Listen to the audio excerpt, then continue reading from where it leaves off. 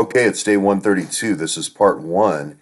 And of all the stories I did yesterday without a computer, I noticed that we still don't know so much about so many of these stories that are fundamental to our history going forward. It's almost like we had a history book with about 6 or 7 pages filled in, and then two or three words filled on a couple of pages, and then mostly blank.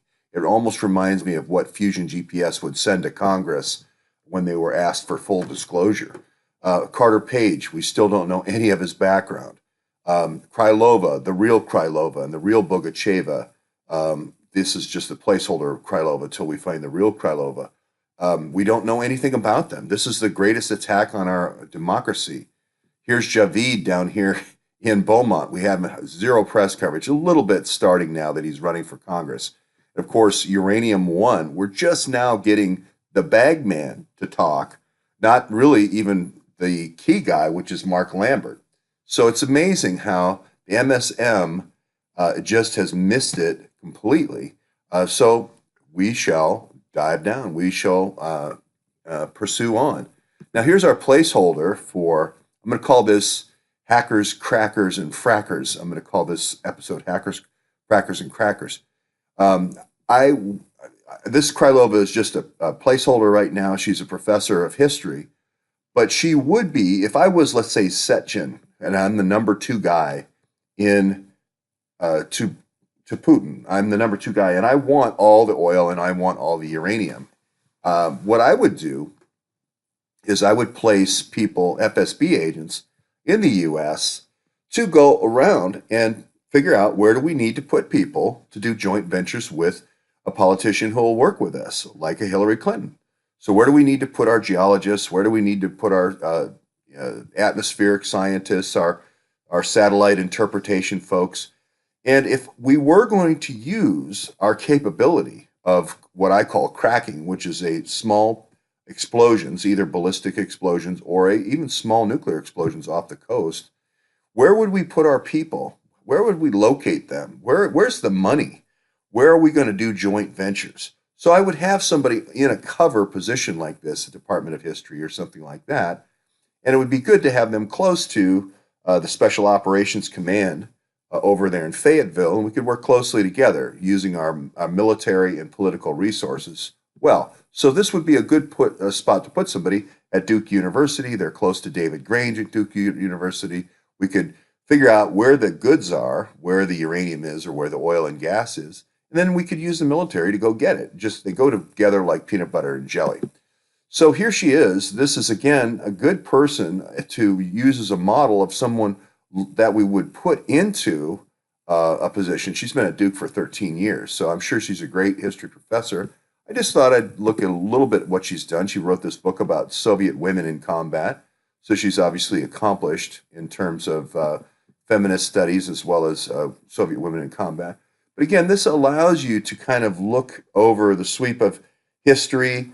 And to me, this is kind of like these women, these Soviet combat women, would be the perfect people to go into the FSB. This is a high risk type of thing. If you're found out, it's international espionage, etc. So you're looking for people with courage. So people that would go to a seminar like this, Soviet Women in Combat, would typically be very good to recruit as potential operatives. Not saying that she's involved in that at all. I'm just saying this type of history professor with courageous women and so forth would be a good place to kind of recruit Natashas or Rostanets.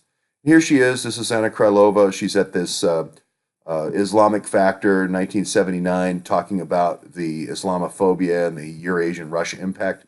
This would also be good if you're running an insurgency into the U.S., figuring out where to bring in, let's say, different Islamic tribes, maybe from Uzbekistan and other places.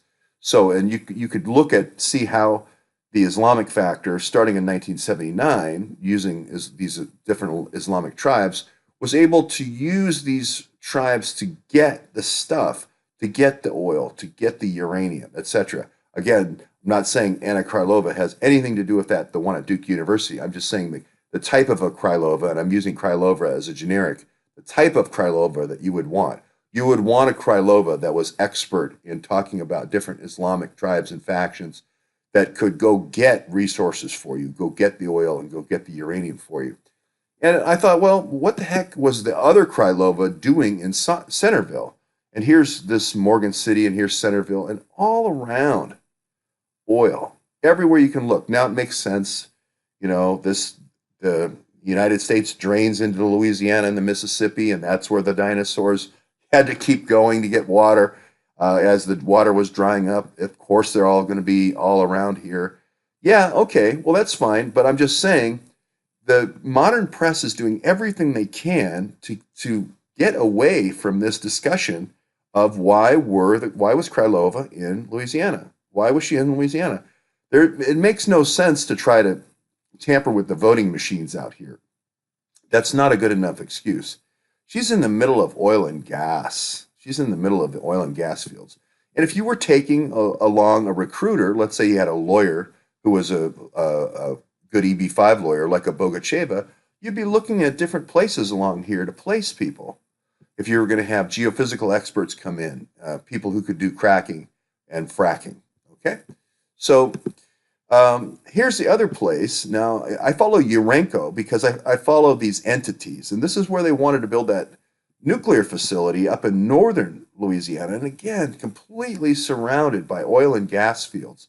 There's your uranium, there's your oil, uranium, oil, the same combinations. So we look down here in New Mexico. This is the facility that started in 2011, about the same time as Uranium One. We knew we knew we would be getting a lot of resources from Uranium One. We have to spin it somewhere. We're going to create our own facility down in Eunice, New Mexico, right here, rather than give that business to those yucky Ohio people. And we're going to spin down the facility in Kentucky as well. We're going to own this down here. Us scientists down here at Los Alamos and Sandia National Labs, we're going to own this part of the nuclear fuel chain through the FBI. So let's see what the FSB does report. Now, a lot of times people say Sorcha Fall and so forth. The FSB is suspect intelligence, but what FSB said was that this guy, Mohammed Tahir Javid, was a suspected terrorist. He was an ISI agent. He arrived in 1989 and amassed a fortune through this convenience store empire, which was basically the drug business, one of the most powerful Islamic businessmen in both the USA and Pakistan. Again, I'm just going by what the FSB said, not what I said. So Beaumont, I thought, well, I need to look at Beaumont more. And of course, I talked yesterday about the 1st Air Cavalry. Now, if you're David Petraeus, you certainly have some say about where the 1st Air Cavalry deploys.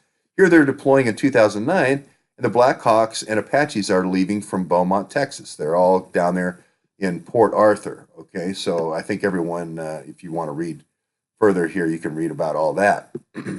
So I thought, okay, let's look at it. Here's Port Arthur up here, and here's Houston here, and then here's NAS Corpus Christi down here. Now, anytime I think of Corpus Christi and the Coast Guard, I think of the Strokes.